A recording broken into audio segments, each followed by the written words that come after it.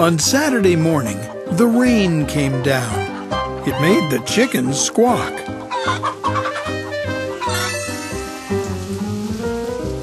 The cat yowled at the chickens, and the dog barked at the cat.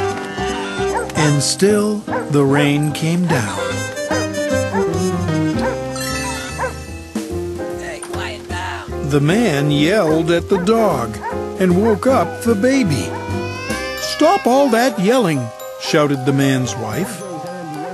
The dog barked louder, and still the rain came down.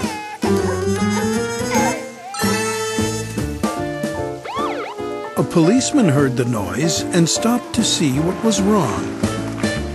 His car was blocking traffic, and half a block away, a woman squirmed in the back of a taxi.